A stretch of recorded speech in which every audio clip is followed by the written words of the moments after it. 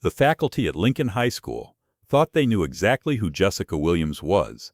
For over 2 years, she had been the invisible guidance counselor who helped their students navigate college applications and personal problems with quiet efficiency. With her stunning blonde hair pulled back in professional style and her steel gray eyes that seemed to notice everything while revealing nothing, she moved through the school corridors like a ghost, present but unremarkable, caring but forgettable.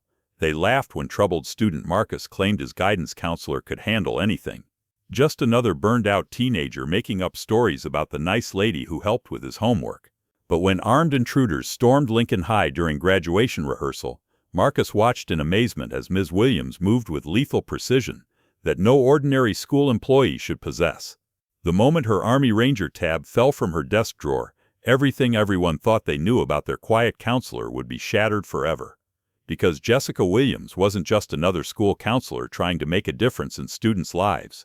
She was Staff Sergeant Jessica Phoenix Williams, a decorated Army Ranger conducting the most dangerous undercover mission of her career, protecting the children of military personnel from a terrorist cell that had been targeting military families through their most vulnerable point, their kids at school. Principal David Thompson barely acknowledged Jessica's existence as she organized student files in her guidance office. The veteran educator was focused on discussing budget concerns with his administrative staff, reviewing policies that would determine which support programs could continue operating. Around them, the institutional surfaces of Lincoln High reflected the harsh fluorescent lighting that had remained unchanged for decades. The new student counseling protocols are comprehensive, Principal Thompson said, to Vice Principal Martinez, his voice carrying the authority of someone accustomed to making decisions that affected hundreds of teenagers daily. Every guidance procedure has been refined to maximize student support while minimizing liability concerns. Jessica moved silently between filing cabinets, organizing academic records, and preparing college recommendation materials. Her hands worked with practiced efficiency, but her steel gray eyes tracked every conversation, every administrative decision briefly discussed, every security protocol casually reviewed. She had perfected the art of being invisible, a skill that had served her well during her 26-month assignment at the school. Assistant Counselor Rodriguez glanced up from his computer as Jessica approached to coordinate student scheduling. "Williams, you're handling the military family counseling sessions today," he said absently, already turning back to his college application processing. To him, she was simply another dedicated colleague who maintained high standards without drawing attention. The morning routine continued with clockwork precision. Students arrived for guidance appointments, discussed their academic challenges, received support for personal issues, and departed feeling heard and understood. Jessica served them all with the same quiet efficiency, her presence so consistently reassuring that she had become a trusted confidant to the school's most vulnerable populations. "Miss Williams," 16-year-old Sarah Chen said, as she entered for her weekly session, "my mother's deployment got extended again. She won't be back for graduation." Sarah's voice carried more than disappointment. It held the exhausted resignation of a child who had learned too early that military service meant missed moments. "The thing is, Miss Williams, I used to be proud when people asked about Mom's job. My mother serves our country, I'd say. But now," she paused, her hands fidgeting with her graduation cap, "now I see how other kids' parents never miss anything. Their dads coach Little League, their moms plan birthday parties. Mine plans classified operations I can't even know about. Sometimes I wonder if she loves her country more than she loves me." Tears welled in her eyes. "And then I feel guilty for even thinking that, because what she does keeps people safe. But what about keeping me safe? What about keeping our family safe from falling apart while she's gone?" Sarah wiped her eyes quickly, embarrassed. "Sorry, I know you must think I'm being selfish. It's just, these weird phone calls at home have me scared. People asking about our family routines, what time I come home from school, when Mom's deployment ends. They knew things about us that strangers shouldn't know.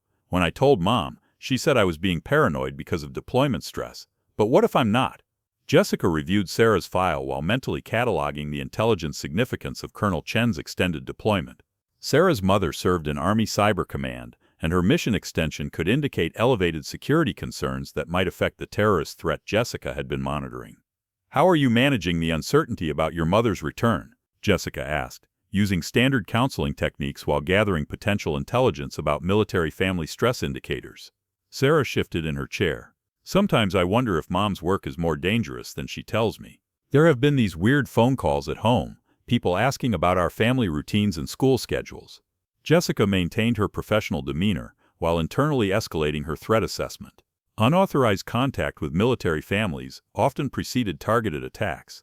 Her mission parameters required balancing psychological support for students with intelligence gathering about potential risks to their safety. "Have you mentioned these calls to your mother or base security?" Jessica asked. "Mom said I was being paranoid because of her deployment stress," Sarah replied. "But they knew things about our family that strangers shouldn't know." Jessica made notes in her counseling file, while recognizing the classic intelligence gathering pattern that hostile actors use to profile military families. Her 26 months of cover assignment had successfully identified multiple threat indicators, but connecting them into actionable intelligence required careful coordination with her operational controllers. Jessica's specialized assignment had begun 26 months earlier, when Army intelligence identified a disturbing pattern of attacks targeting military families through their children's schools. The threat was sophisticated, involving detailed surveillance of military communities and exploitation of public events like graduations to access high-value targets. During her time at Lincoln High, Jessica had identified 47 students whose parents held significant military positions or security clearances. These families represented potential targets for hostile intelligence services seeking to compromise military operations through leverage against family members. Miss Williams, 16-year-old Marcus Rodriguez said as he entered her office for his weekly counseling session, "I've been having those dreams again, the ones where something bad happens during graduation." Jessica studied the young man whose father served as a master sergeant in Army intelligence. Marcus had been experiencing anxiety about public events ever since his family had received anonymous threats 3 months earlier. "Tell me about the dreams, Marcus," Jessica said, maintaining her professional counselor demeanor while internally processing the potential intelligence significance of his concerns. Marcus shifted uncomfortably in his chair, his hands trembling slightly. "It's always the same nightmare. We're at graduation, everyone's happy, taking pictures. Then these people show up with weapons. They don't just shoot randomly, they know exactly who to target, like they've been watching our families for weeks. My dad always says I worry too much, but what if this time I'm right?" His voice cracked with the weight of being a teenage boy trying to carry adult-sized fears. "My mom deployed when I was 12, he continued, his eyes distant. "She missed 3 birthdays, 2 Christmases, but she always said she'd make it back for graduation. Now she's finally home, and I keep having this terror that something's going to take that moment away from us too. What if my anxiety isn't anxiety at all? What if it's intuition?" Jessica made notes in her counseling file, but her trained mind recognized that Marcus's subconscious might be processing surveillance activities that his conscious mind hadn't fully identified. Children of military personnel often developed heightened threat awareness through environmental conditioning. "Have you noticed anything unusual around school or at home recently?" she asked, using standard counseling techniques while gathering potential intelligence about hostile activities. Marcus hesitated. "There was this guy taking pictures near the school last week. When I asked him what he was doing, he said he was from the yearbook company, but it wasn't yearbook season." Jessica maintained her calm professional expression while internally elevating her threat assessment. Unauthorized photography of school facilities during graduation preparation could indicate reconnaissance for a planned attack. After Marcus left, Jessica reviewed files for other students from military families. The patterns she had identified were concerning. Increased anxiety among students whose parents held sensitive positions, reports of unusual activities near the school, and communications intercepts suggesting that hostile actors had specific knowledge about Lincoln High's military community. At 1:30 p.m., Jessica moved to the auditorium to observe graduation rehearsal setup. Her position as a guidance counselor provided legitimate access to monitor security arrangements while maintaining her cover identity. The auditorium was being prepared for tomorrow's ceremony, with seating arrangements that would place military families in designated sections.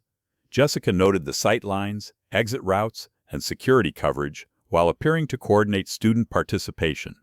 Miss Williams called 18-year-old Sarah Chen, whose mother served as a colonel in Army Cyber Command.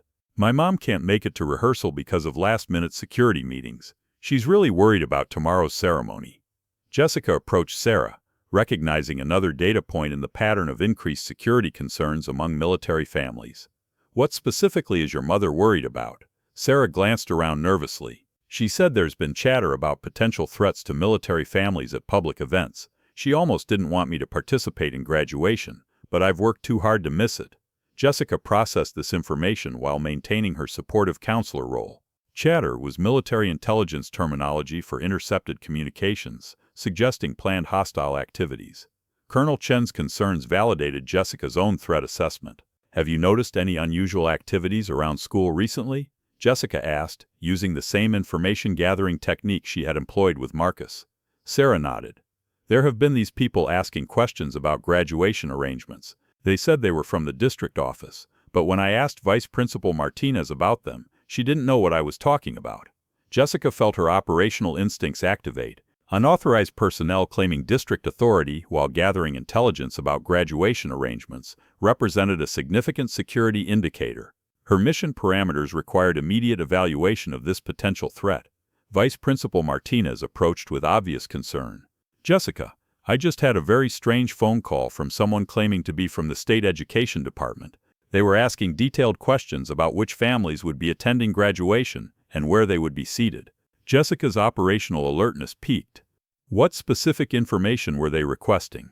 Martinez consulted her notes. Names of military families, seating arrangements, timing of the ceremony, and access points to the auditorium. When I asked for official documentation of their authority to request this information, they hung up. Jessica processed this intelligence while maintaining her professional demeanor. The hostile actors were conducting final intelligence gathering for their planned attack, seeking information that would allow them to maximize impact against military targets. At 2:45 p.m., Jessica received a text message on her personal phone that appeared to be from her sister, but contained coded language that activated her emergency protocols. The message read, "Hope Jessica's graduation goes well tomorrow. Dad's friends from Phoenix might stop by to wish her luck." The coded language informed Jessica that Army intelligence had detected specific threats against Lincoln High's graduation ceremony. Phoenix was her operational call sign, and Dad's friends indicated that hostile actors had been identified, attempting to exploit the event.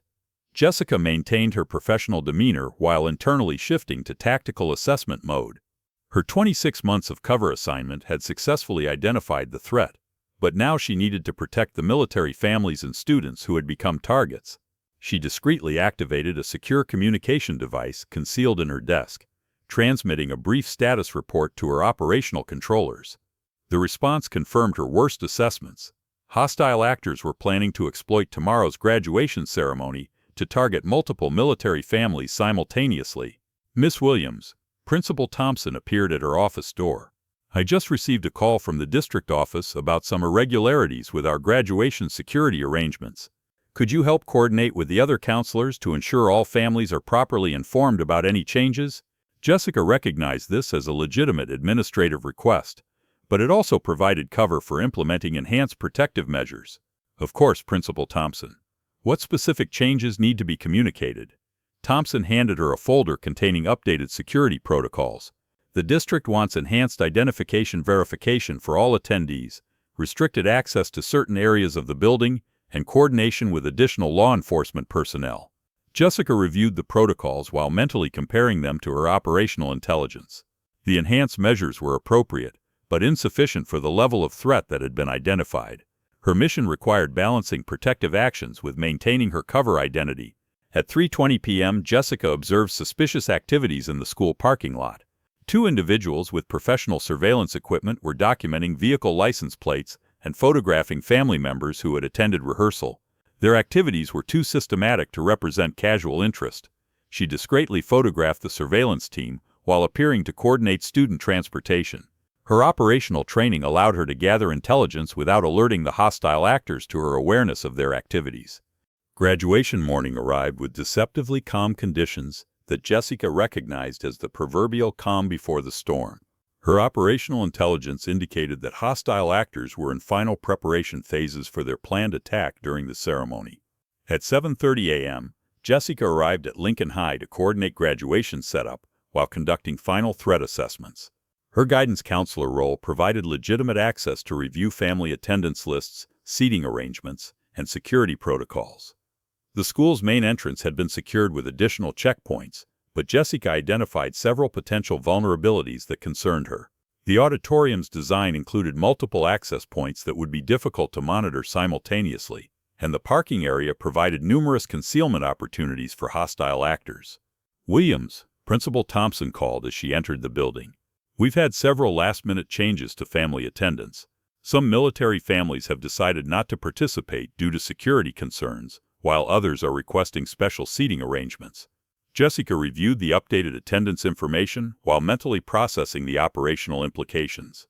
Reduced military family participation might decrease target opportunities, but it also represented a victory for the hostile actors whose intimidation tactics were successfully disrupting normal community activities.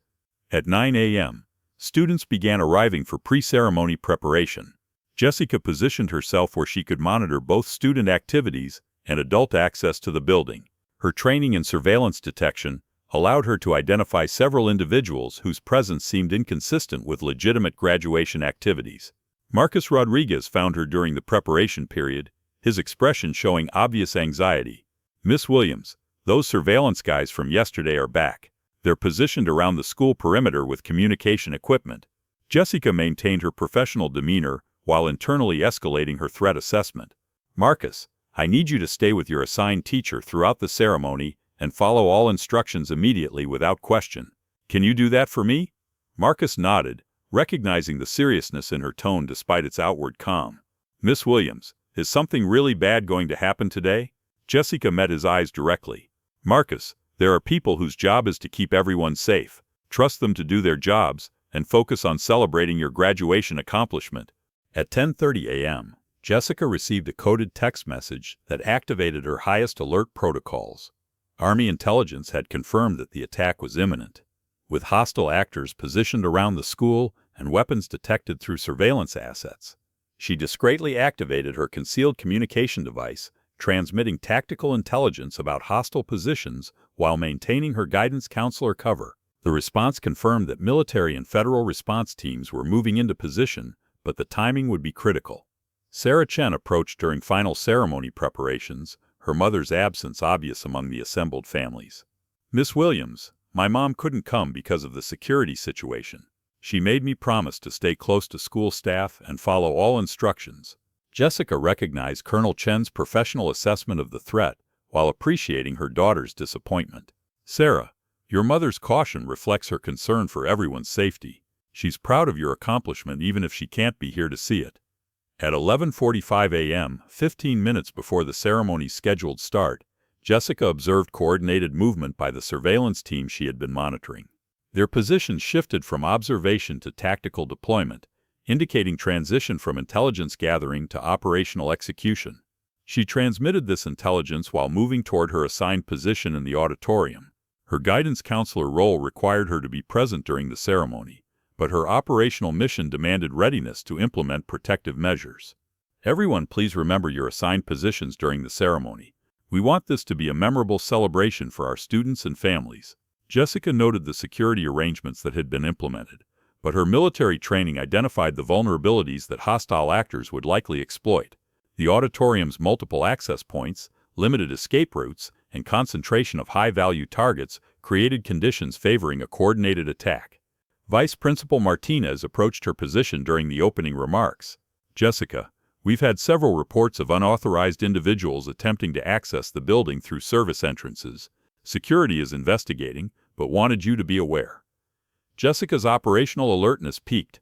Multiple access attempts suggested coordinated reconnaissance for the planned attack.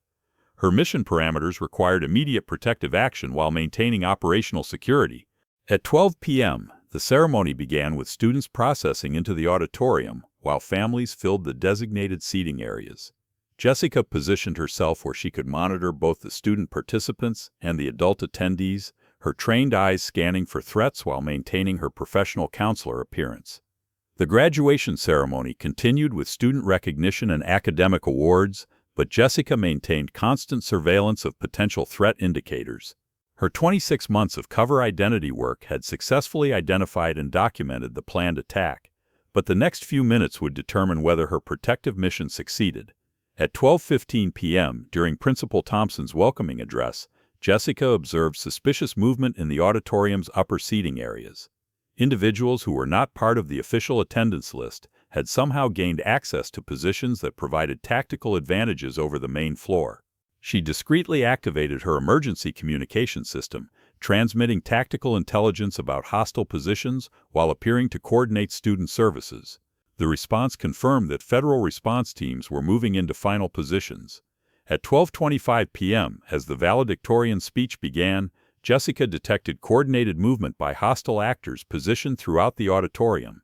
Their synchronization indicated imminent execution of their planned attack against the assembled military families. Her operational training activated as she prepared to transition from cover identity to tactical response. The moment that would end her 26 months as a guidance counselor was approaching, but her mission to protect Lincoln High's students and military families was entering its most critical phase. The valedictorian spoke about overcoming challenges and protecting what matters most, unknowingly echoing the mission that Jessica had been conducting in silence for over 2 years. Around the auditorium, families smiled and took photographs, unaware that their safety depended on the quiet woman they had barely noticed. Jessica's steel-gray eyes tracked the hostile actors as they made their final preparations. Her Army Ranger training remained hidden beneath her professional counselor exterior, but in moments, everything would change. The invisible guardian was about to become visible, and Lincoln High would never be the same. At 12:27 p.m., during the valedictorian's speech about overcoming challenges and protecting what matters most, Jessica received the coded signal that activated her transition from cover identity to tactical operations. The message appeared as a routine text from the district office, but the embedded code authorized her to implement emergency protective measures. The hostile actors positioned throughout the auditorium began their final coordination, using hand signals and communication devices, while the graduation ceremony provided perfect cover for their activities. Jessica's training and threat assessment allowed her to recognize the tactical positioning of what appeared to be at least 6 coordinated operatives. She discreetly moved toward her office, where specialized equipment had been concealed during 26 months of maintaining her guidance counselor cover. Her training required rapid transition from educational support professional to tactical protective specialist. At 12:29 p.m., the first overt hostile action occurred when armed individuals attempted to seal the auditorium's main exits, while others moved toward the family section, where military personnel were seated. Their coordination indicated extensive planning and professional training. "Miss Williams," Marcus Rodriguez whispered urgently as she passed his position. "Those guys from the surveillance team are inside the building. They have weapons." Jessica met his eyes briefly, her expression shifting from professional counselor to tactical operator. "Marcus, get down and stay down. Tell everyone around you to do the same." She moved quickly toward her office while the graduation ceremony continued, most attendees unaware that a coordinated attack was beginning to unfold. Her 26 months of preparation had led to this moment when her true identity would be revealed through necessity. In her office, Jessica opened a concealed panel in her desk that revealed military communication equipment and tactical gear that no guidance counselor should possess. Her movements were swift and precise as she transitioned from cover identity to operational mode. At 12:31 p.m., she activated military communication channels that connected her directly with federal response teams positioned around the school. "Control, this is Phoenix. Hostile assets are active inside the target location. Multiple armed actors, coordinated positioning. Request immediate tactical support." The response confirmed that military and federal assets were moving to final positions, but Jessica's location inside the auditorium made her the primary intelligence source and first line of defense for the assembled students and families.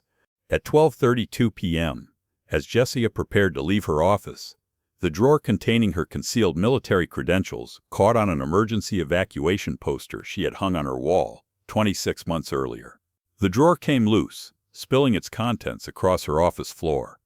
Among the scattered items was her Army Ranger tab, the distinctive black and yellow insignia that identified her as a member of one of the military's most elite units. The small piece of cloth and metal represented years of specialized training that had been hidden behind her professional counselor identity. Vice Principal Martinez appeared at her office door, having come to coordinate evacuation procedures. She stopped abruptly when she saw Jessica's tactical equipment and the distinctive military insignia scattered across the floor. "Jessica," Martinez said, her voice showing shock and confusion. "What is all this equipment? And is that an Army Ranger tab?" Jessica faced the moment she had anticipated for 26 months, the end of her cover identity and the beginning of tactical operations. "Martinez, I need you to listen carefully and follow my instructions exactly. I'm Staff Sergeant Jessica Williams, Army Rangers, currently assigned to a classified protective mission. Martinez stared at the military credentials and tactical equipment, struggling to process the transformation of her colleague from guidance counselor to military operator. I don't understand. You're a counselor. You help students with college applications. I've been assigned to protect military families from a terrorist cell that targets them through their children's schools, Jessica explained while continuing her tactical preparations. The attack we've been expecting is happening right now.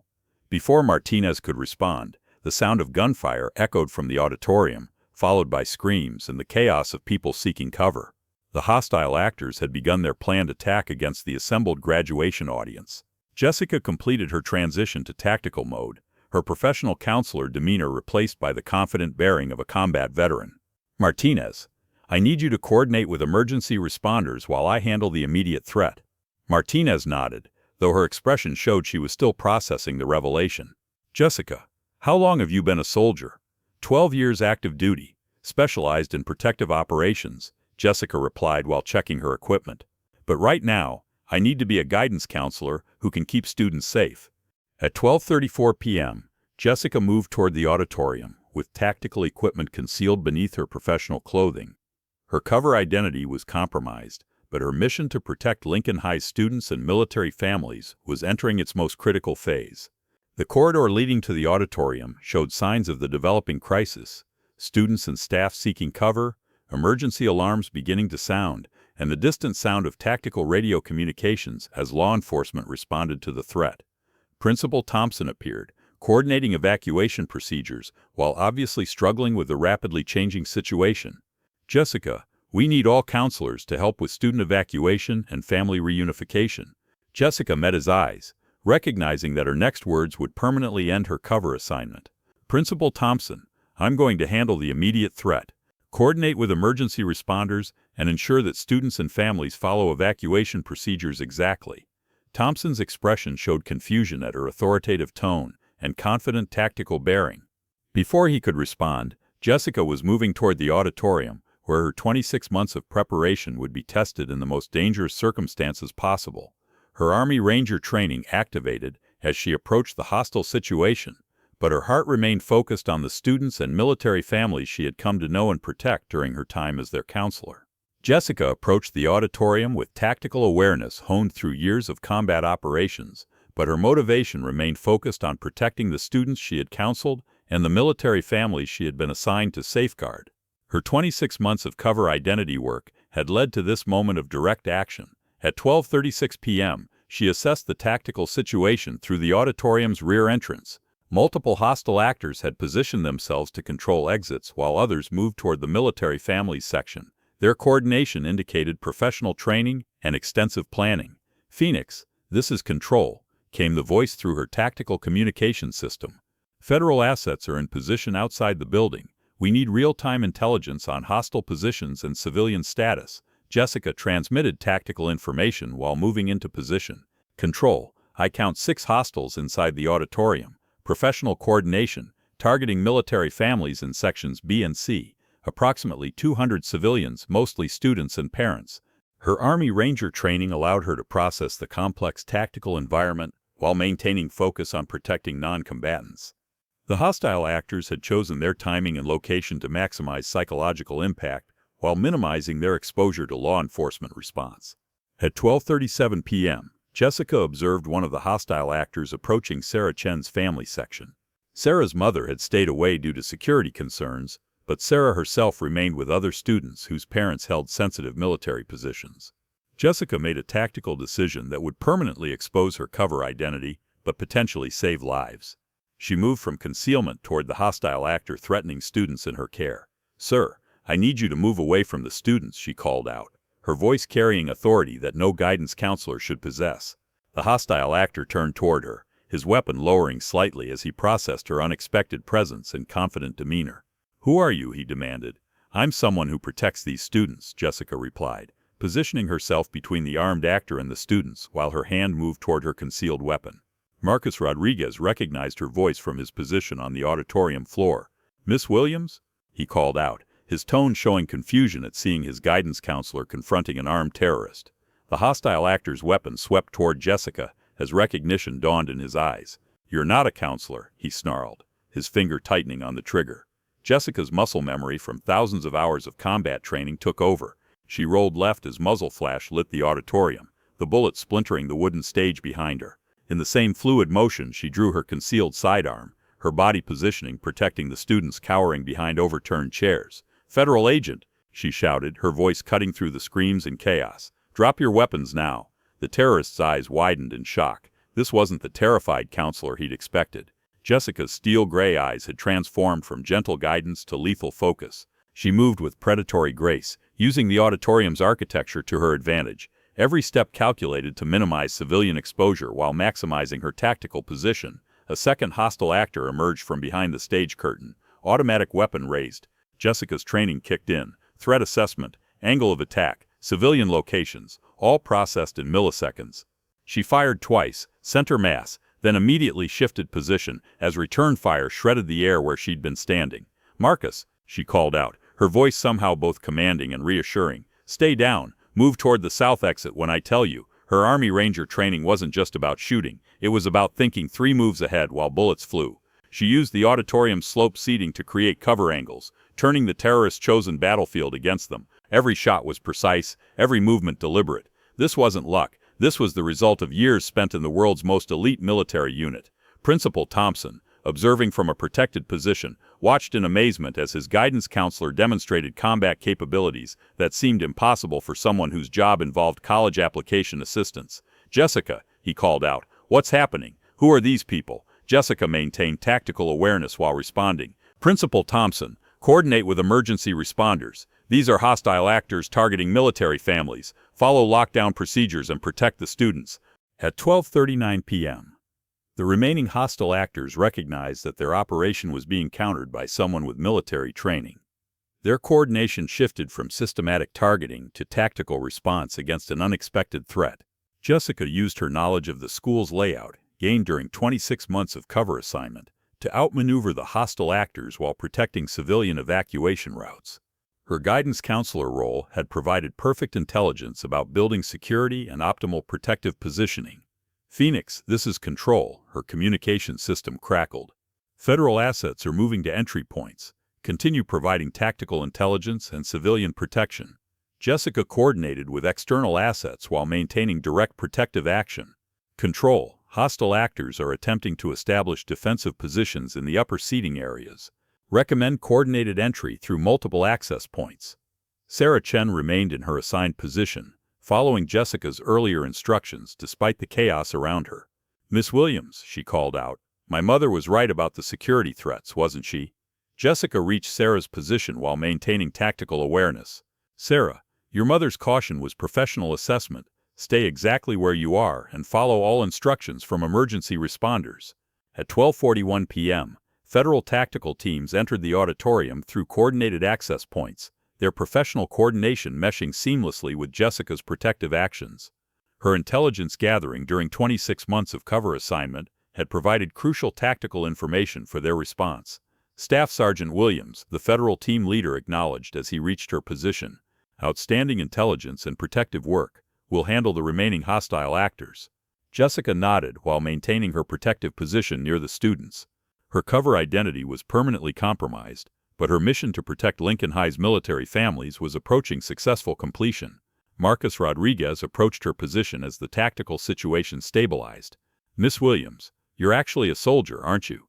That's why you always seem to understand things that other counselors didn't."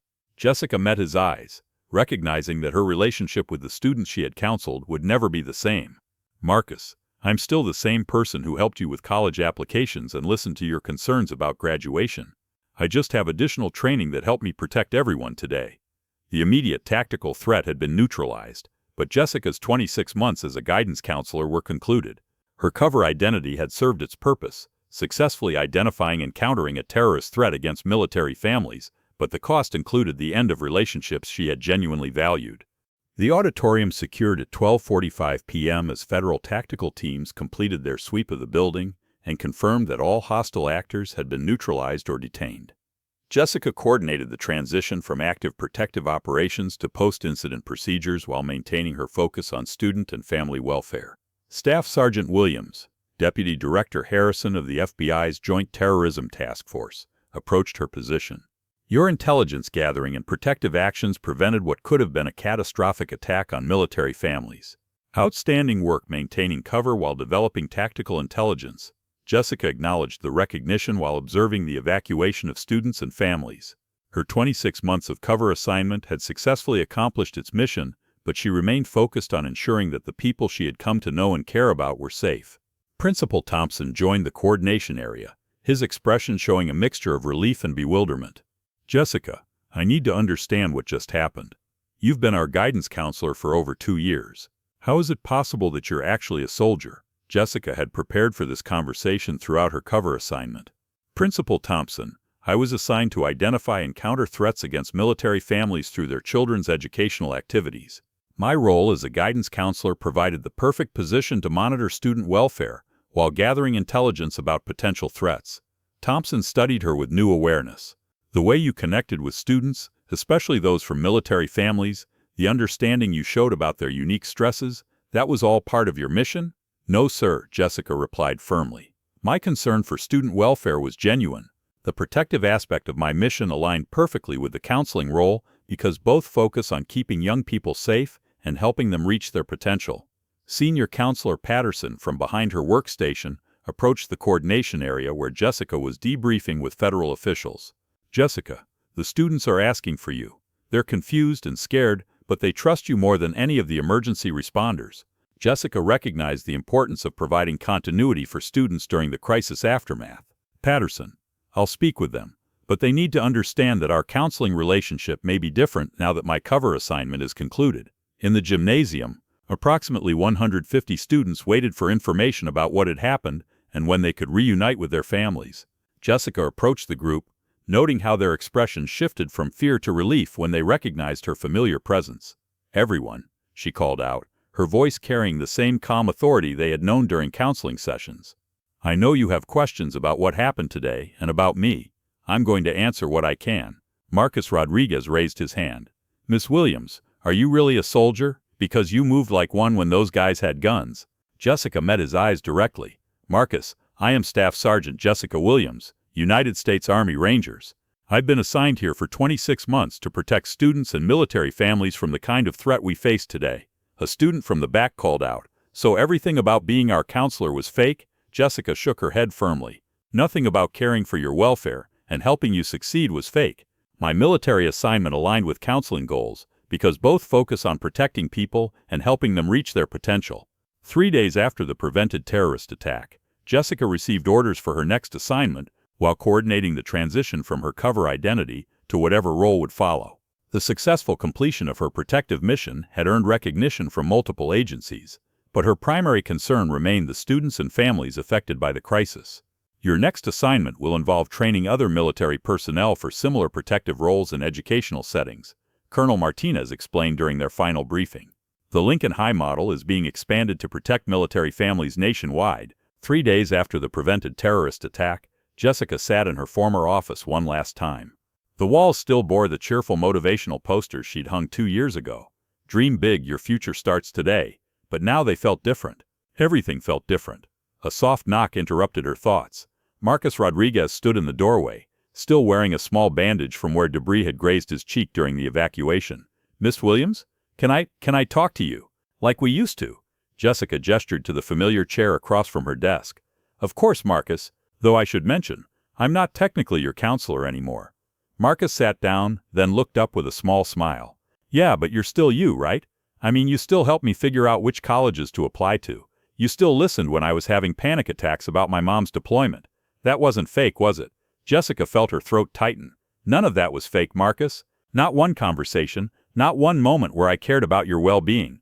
I may have been here for reasons you didn't know about, but my concern for you was always real. Marcus nodded, then pulled a crumpled piece of paper from his pocket. I wrote you something. I know it's stupid, but it's not stupid. He unfolded the paper and began reading. Dear Miss Williams, or should I say Staff Sergeant Williams, I don't really know how to thank someone for saving your life. I mean, what do you say to the person who protected you from terrorists while pretending to care about your college essay? Marcus paused, his voice becoming steadier. But here's the thing. I don't think you were pretending. I think maybe you were doing both. Being a soldier and being our counselor. And maybe that's what made you so good at both. He folded the paper back up. My nightmares stopped, by the way. Turns out they weren't anxiety after all. They were warnings, and you listened to them when no one else did. Jessica stood and walked around the desk, then did something she'd never done in 2 years of maintaining professional boundaries. She hugged him. You're going to do amazing things, Marcus Rodriguez. Don't ever let anyone tell you that your instincts aren't worth listening to. As Marcus left, Jessica looked around the office one more time. On her desk, someone had left a small card signed by what looked like every student she'd ever counseled. Inside, in Sarah Chen's handwriting, was a simple message: thank you for showing us that protecting people and caring about people aren't different things. They're the same thing with different tools. Jessica smiled, picked up her final box of belongings, and walked out of Lincoln High School for the last time. But she wasn't walking away from her students. She was carrying them with her into whatever came next.